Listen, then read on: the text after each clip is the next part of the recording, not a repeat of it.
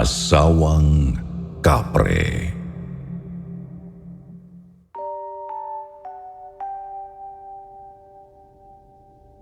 Magandang araw, Sir Jupiter. Ako po si Aliana. Taga Rizal po ako. Ang kwento pong ibabahagi ko ay tungkol sa kakaiba kong karanasan nang mamatay po ang aking asawa. Sa sobrang pangungulila ko sa kanya noon, halos magdasal na ako na sana ay magpakita siya sa akin. Kahit multo niya pa yon ay ayos lang, basta makita ko siya. Gusto ko rin siyang mapanaginipan para man lang makausap at makasama. Pero naiinis ako dahil kung sino pa ang gustong-gusto na makita ang mahal sa buhay, sila pa yung hindi napapagbigyan.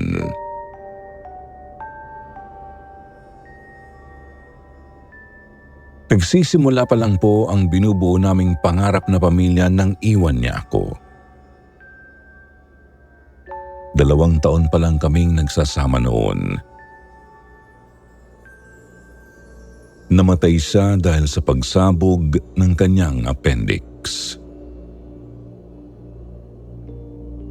Ang laman ng sumabog na appendix ay kumalat na raw sa peritoneal cavity na naging sanhi ng kanyang pagkamatay. Workaholic po talaga ang asawa ko at hindi niya iniinda ang kaunting sakit sa katawan. Iniinuman niya lang ng gamot dahil lagi niyang sinasabi na mawawala rin daw yun. Sa trabaho siya inabutan ng matinding pananakit ng tiyan pero nadala sa ospital ay hindi na rin naagapan dahil sa komplikasyon. Gusto niyang makaipon kami ng pera kasi gusto niya pong makapagpundar kami ng bahay, kaya talagang sinubsob niya ang sarili sa pagtatrabaho. Ang hirap din po kasi talaga ng panay upa. Pinahinto niya rin ako sa pagtatrabaho noon dahil gusto niyang magkaroon kami ng anak. Hindi po kasi kami makabuo dahil pareho kaming pagod at stressed. Kaya sinabihan niya akong magpahinga muna at siya na lang muna ang magtatrabaho.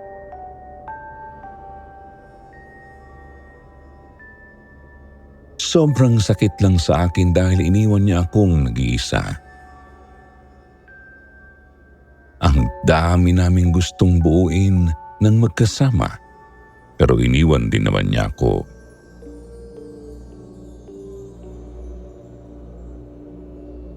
Ilang araw na po noon matapos ilibing ng asawa kong si Mark, pinuntahan ako ng nanay ko. Sinabihan niya akong umuwi muna sa bahay nila dahil wala na raw akong kasama sa bahay na inuupahan ko. Malulungkot lang daw ako. Ganoon din ang payo sa akin ng mga magulang ni Mark. Pero hindi po ako pumayag. Kasi gusto kong makasama ang alaala namin ni Mark sa bahay na yun. Hindi ko pa siya kayang pakawalan. Pakiramdam ko ay kasama ko pa rin siya kapag doon ako tumitira. Para mawala ang lungkot ko kahit papaano, ay nag-apply na lang uli ako ng trabaho.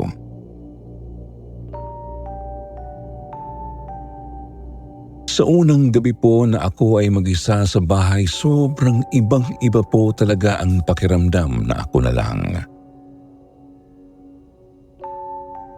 May pagkakataong gusto kong matulog pero hindi ko magawa dahil may kulang na. Naiiyak ako kapag nakikita ko ang higaan namin na ako na lang ang matutulog doon. Sobrang bait po ng asawa ko. Maasikaso, maalalahanin, kaya ang hirap pong mag-move on.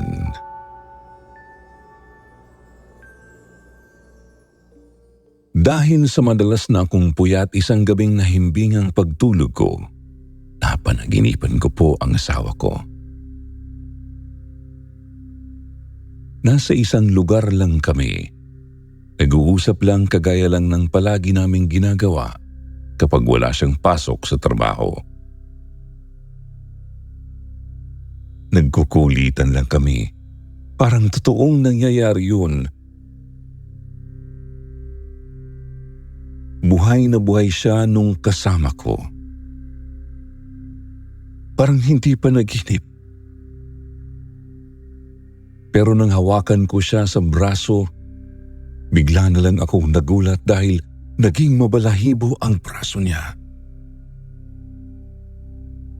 Mahahaba ang balahibo, makapal at maitim. Nang tingnan ko siya, nag-iba na ang itsura niya. Nagmukha po siyang kapre.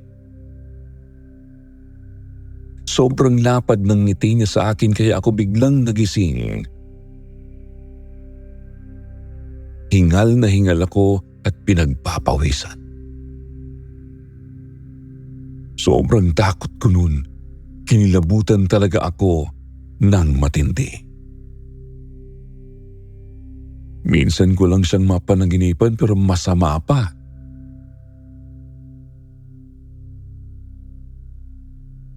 Hindi lang doon natapos ang panaginip ko. Naulit yun. Kapag pagod na pagod ako galing sa trabaho, nakakatulog ako. Minsan nga hindi na ako nakakapaghapunan. Palaging maganda ang umpisa ng panaginip ko hanggang sa nauuwi sa bangungot.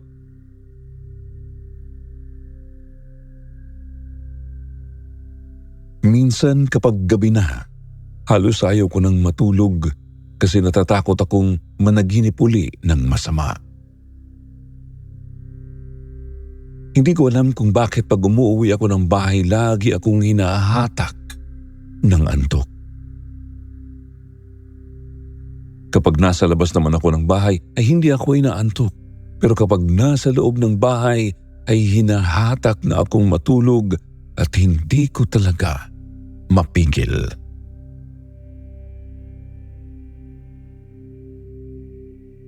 Isang gabi gusto kong mag-movie marathon.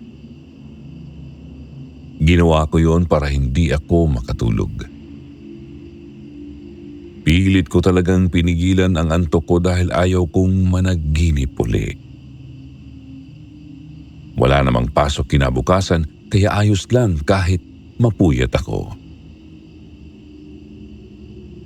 Pakiramdam ko kasi noon sa gabi lang ako nananaginip ng masama.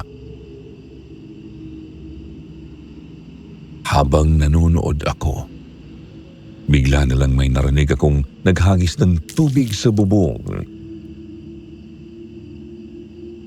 Naisip ko baka yung may-ari ng bahay na inuupahan ko ang gumawa. Matanda na po kasi yun. Minsan po talaga ay inaatake yun ng pagkaulyanin, sabi ng anak niya. Hindi na ako nagtaka.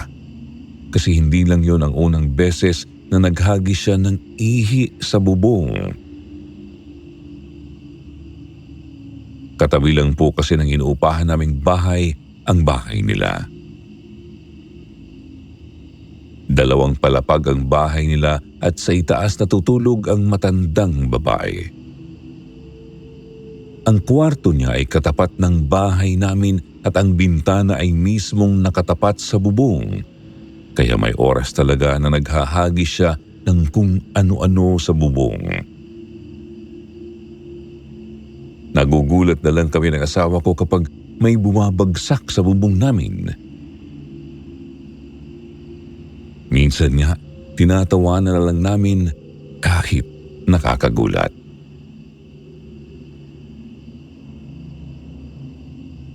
Habang nanonood ako, naramdaman kong may tumutulo sa braso ko.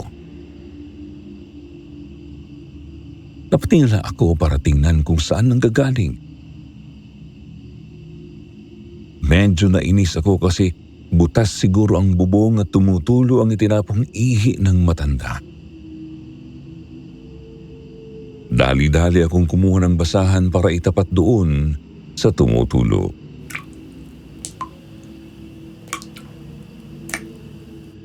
Kinabukasan kinausap ko ang anak ng may-ari. Sinabi ko ang nangyari. Pero sabi niya hindi nagtapon ng ihi ang nanay niya saka hindi raw ito natulog sa kwarto kagabi. Doon daw natulog sa sala dahil hindi nila mapaakyat. Nagtataka ako kung sino naman ang gagawa nun. Wala namang ulan para may tumulo sa bubong. Inisip ko na baka pinagtatakpan lang nila ang ginagawa ng matanda kasi nakakahiya nga naman. Hinayaan ko na lang. Ang mahalaga ay nasabi ko sa kanila ang problema.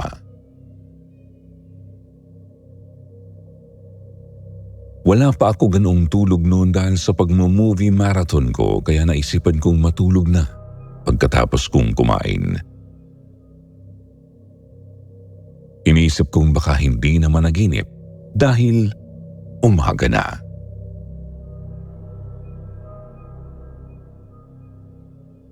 Pahimbing pa lang ako noon, Sir Jupiter, nang maramdaman kong may tumabi sa akin sa kama. Nakatagilid kasi ako noon at nakaharap sa pintuan ng kwarto. Yung tumabi sa akin, doon sa kabilang sahig galing. Naramdaman ko pa ang akyat niya sa kama pati ang paglubog ng kutsun na parang may nahiga talaga doon. Hindi ako makagalaw. Gusto kong lingunin pero nagtatalo ang isip ko na baka ko ano ang makita ko kasi sino ba naman ang tatabi sa akin? Ako lang ang mag-isa sa bahay. Nakapikit lang ako at nakikiramdam sa susunod na mangyayari. Inisip ko rin kasi na baka kung ano-ano lang ang iniisip ko at nagkakatotoo na yon. Dahan-dahan siyang dumikit sa akin at yumakap. Hindi na po ako pumalag, Sir Jupiter, kasi pakiramdam ko ay ang asawa ko ang tumabi sa akin. Alam na alam ko kasi kung paano siyang yumakap sa akin pag matutulog na kami. Ramdam na ramdam kong asawa ko ang nakahiga sa likuran ko. Ganoong-ganoon kasi ang ginagawa niya kapag matutulog kami. Gusto kong magpasalamat noon kasi dinalaw niya ako. Hindi po ako natakot. Naging masaya ako. Hinayaan ko lang siyang nakayakap sa akin.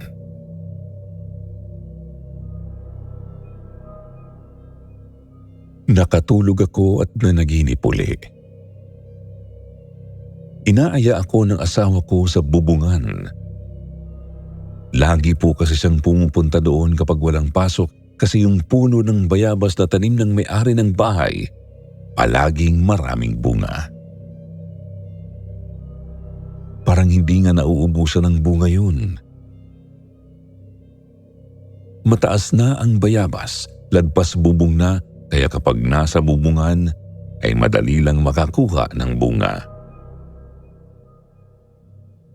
Mahilig po sa bayabas ang asawa ko. Ginagawa niyang merienda. Sinasawsaw lang niya sa asin. Sa panaginip ko pong yun, kumakain kami ng bayabas habang nakatambay sa bubungan. Ang saya ko na noon, pero nauwi na naman sa bangungot kasi nang hawakan ako ng asawa ko sa braso, naramdaman ko na naman ang mabalahibo niyang kamay. Nang tingnan ko, hindi na naman siya ang kasama ko. Naging kapre na naman siya.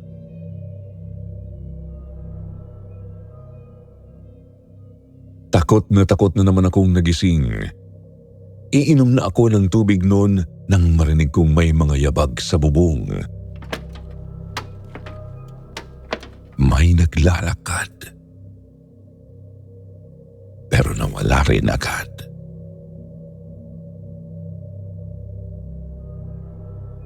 Nang minsan po na bumisita sa akin ang nanay ko, nagreklamo siya sa akin kasi nakakaamoy daw siya ng sobrang panghi. Tinanong niya ako kung nakakapaglinis pa raw ba ako ng bahay.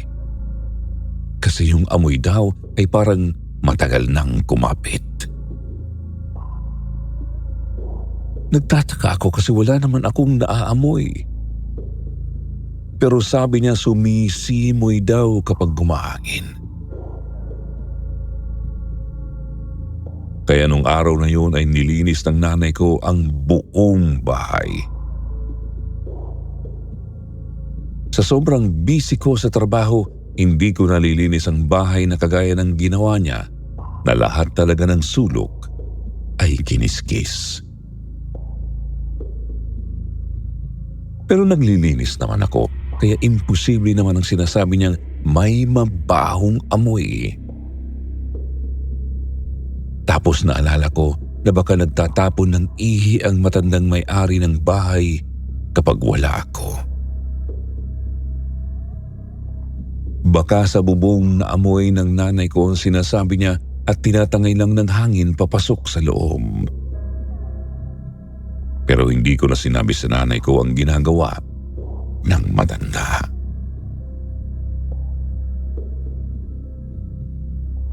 Isang beses po sa isang linggo pinupuntahan ako ng nanay ko para lang ipaglinis ng bahay. Minsan ay ipaglaban na rin ng damit.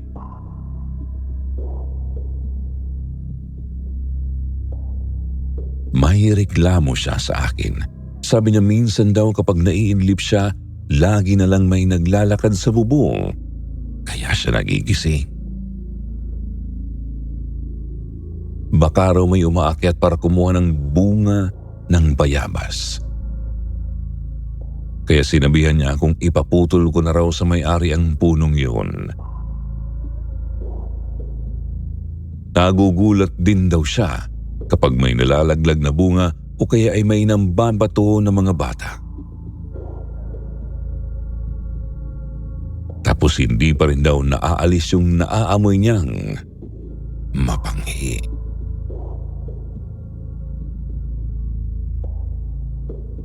Isang beses sinabihan na naman niya akong kung hindi raw uuwi na sa amin, ay humanap na lang ng ibang mauupahan.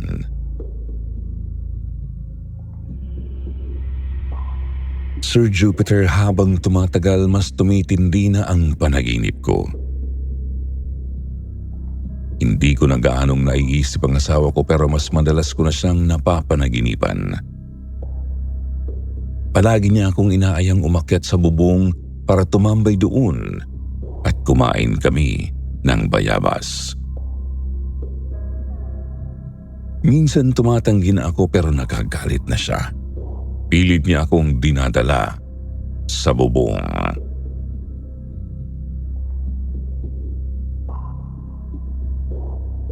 Naisip ko na lang na huwag nang matulog sa gabi kaya nagpalipat ako ng shift. Nagpanggabi ako para wala ako sa bahay. Akala ko ay matatapos na doon ang problema ko pero hindi pa rin pala. Isang beses na natutulog ako, naramdaman kong may humahawak sa paa ko. Mabalahibo ang kanyang kamay. Mabilis akong gumising at naupo. Aalis na sana ako sa higaan pero may nakakapit talaga sa paa ko. Pero wala akong nakikita kung sino o kung ano. ayaw niyang pakawalan ang paa ko. Nararamdaman kong umakyat pa pataas sa binti ko ang kamay niya hanggang sa hindi na ako makagalaw. Naninigas na lang ang katawan ko. Hindi rin ako makasigaw. Naramdaman ko ring may humihinga sa mukha ko. Hindi na yon panaginip. Pero nararamdaman ko talaga. Umiyak na lang ako at nagdasal.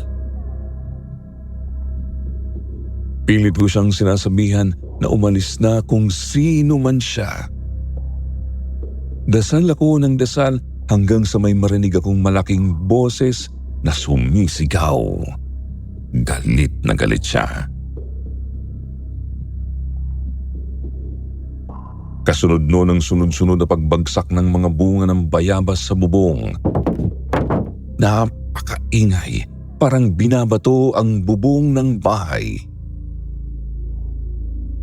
Takot na takot ako.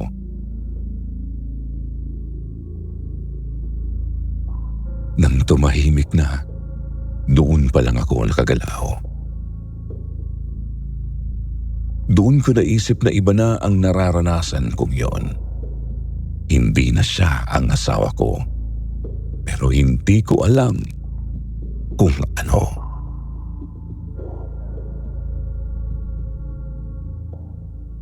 Dali-dali akong umuwi sa magulang ko. Sinabi ko sa kanila ang aking naranasan. Hindi na rin ako nakapasok sa trabaho dahil sinamahan nila ako sa albularyo. Kinutuban na kasi ang nanay ko na may hindi raw maganda sa bahay na inuupahan ko. Dahil may mga nararamdaman din pala siya doon. Bukod pa doon sa naamoy niyang mapanghi na hindi mawala-wala. Minsan daw ay nakakarinig siya ng parang may umuubo. May mga yabag, hindi lang sa bubungan. Kahit daw sa loob mismo ng bahay ay naririnig niyang may naglalakad.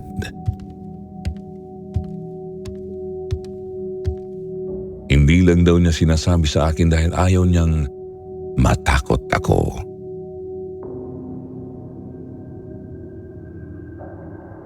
Medyo malakas po kasi ang pakiramdam at pandinig ng nanay ko, Sir Jupiter. Kaya daw niya ako pinipilit na umuwi na sa amin. Pero dahil ayaw ko raw umuwi, naisip niyang baka hindi ko raw napapansin ang mga yun.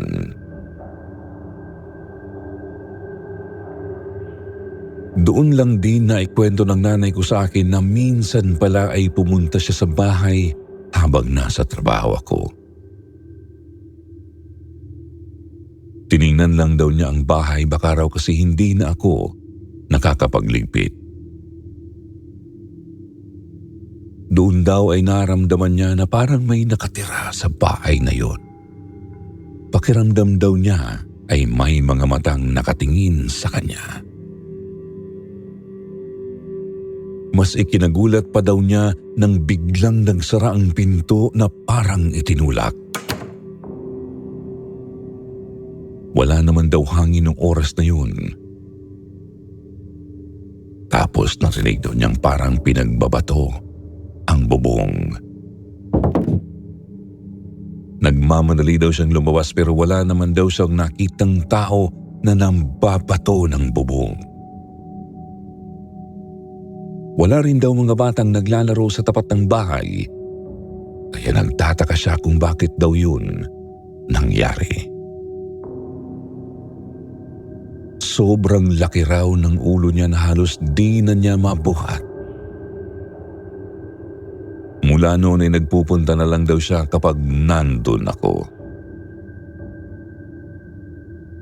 Akala raw niya ay may bantay ang bahay na yon at naggalit sa kanya. Dahil bigla na lang siyang pumasok, kaya hinayaan na lang niya.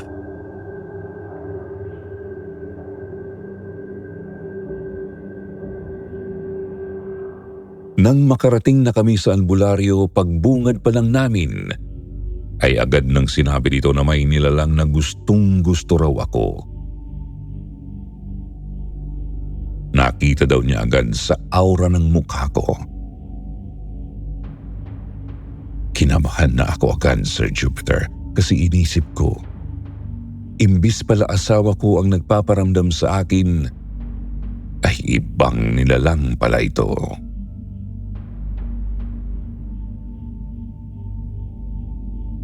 Matapos akong tawasin ng albularyo gamit ang kandila, ipinakita niya sa akin ang imahe na nabuo doon sa puting plato na itinapat niya sa kandila.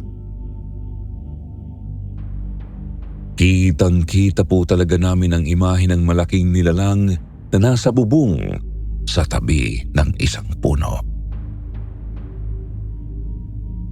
Tinanong ako ng albularyo kung may puno raw ba ng bayabas sa bahay namin. Doon daw kasi nakatira ang kapre. Sinabi ko po sa albularyo na may puno nga ng bayabas doon sa inuupahan naming bahay. At sa bumungan doon kami tumatambay ng asawa ko minsan. Nangunguha po talaga kami ng bayabas doon. Sabi ng albularyo, malaki raw ang gusto sa akin ng kapre. Gusto raw akong isama sa mundo niya. Tinanong pa ako ng albularyo kung inaaya raw ba ako ng kapre na sumama sa kanya. Wala naman akong matandaan kasi di naman kami nagkikita ng kapre. Pero nang sinabi ng albularyo na minsan ay ginagamit ng mga nilalang na kagaya niya ang panaginip ng isang tao para makipag-usap, doon ko na naisip na baka nga siya yung lagi kong napapanaginipan. Kaya pala laging nauuwi sa pag-iiba ng anyo ang asawa ko. Nagiging mabalahibo siya at nagiging malaking nilalang.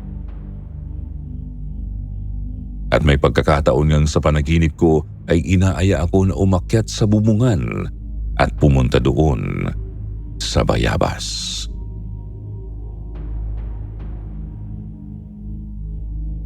Dinala namin ang albularyo sa inuupahan kong bahay dahil kailangang mag-alay sa kapre para hindi na ako gambalain.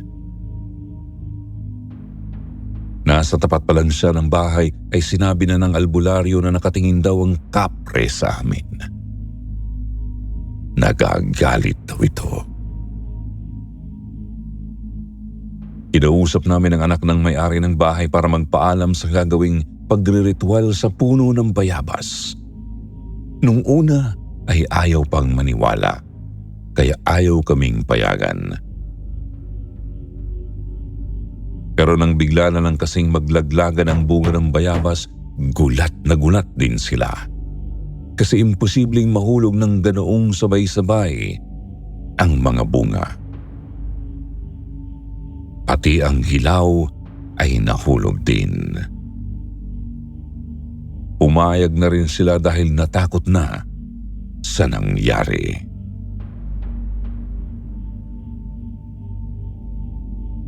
Habang nagsasagawa ng pagriritual at pag-aalay ang albularyo, inaabala talaga kami ng kapre. Binabato kami ng bunga ng bayabas. Akala namin ay hindi matatapos. Mabuti na lang at nagtagumpay din ang albularyo. Alak ang ginamit niyang pang-alay. Idinilig niya ng paikot doon sa puno ng bayabas. Pero sinabihan kami ng albularyo na iwanan na lang din ang bahay na inuupahan ko para masiguro lang ang kaligtasan ko.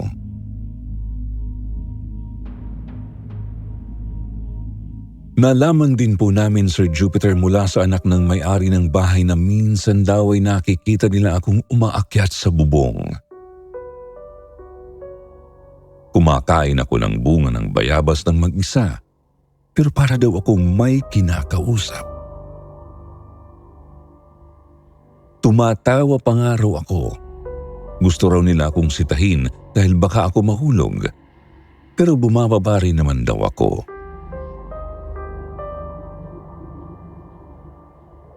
Wala akong natatandaang nangyaring ganoon maliban na lang sa panaginip ko yun ginagawa. Hindi ko po talaga alam kung ginawa ko ba yun habang ako ay nananaginip. Inamin din po nila sa amin na kaya naghahagis minsan ng ihi ang nanay nila sa bubong ng inuupahan namin ay dahil may itinataboy daw ito doon. Pero kapag tinitingnan nila ay wala naman daw silang nakikita.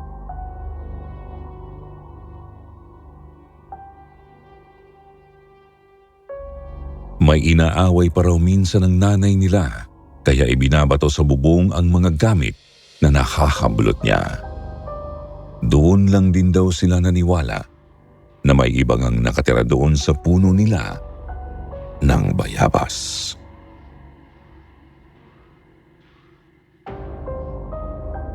Sir Jupiter, iniwan ko na rin po ang bahay na inuupahan ko. Tinapos ko lang ang deposit at advance na upa. Nagpasya na rin ang anak ng may-ari ng bahay na ipaputol ang puno ng bayabas dahil baka raw bumalik ang kapre at gambalain din ang bagong uupa sa bahay na yon.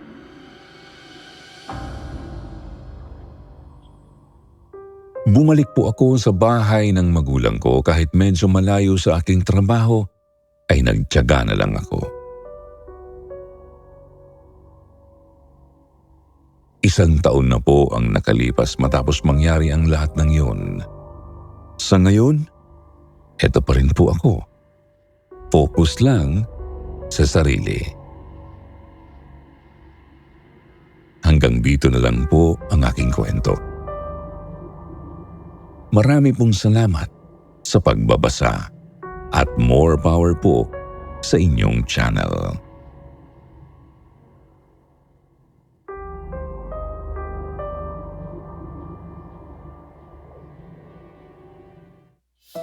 At syempre, eto na ang paborito niyong shoutout portion. Shoutout kay Jeng Cruz, Jopet Lupet, Tessie Lopez, Mananahi ng Lady Cram, Florence Knight, Bilen Malbas, Aiza Ansale, Jesus Juario, Sandra May at kay Liza Lopez. Basahin naman natin ang ilan sa mga magagandang comment mula kina Raquel Bello at Ronel Lumahan. Sabi ni Raquel, the best po talaga ang YouTube channel ng Sityo Bangungot at Kwentong Takipsilim. Araw-araw po akong nakikinig habang may ginagawa sa mga gawaing bahay. Nakaka-inspire ang mga kwento at kapupulutan ng aral. Sabi naman ni Ronel, iba talaga ang mood ko kapag nakakapakinig lagi ng mga kwento nyo. Walang mintis, lalo na pag si Sir Jupiter ang narrator. Thank you po. Sa mga hindi nabanggit sa susunod na lang po, huwag niyo pong kalimutan na mag-reply sa shoutout box na nasa comment section para ma-shoutout ang pangalan nyo. Muli po mula sa bumubuo ng Sityo Bangungot. Ito po ang inyong lingkod, Jupiter Torres. Nagpapasalamat.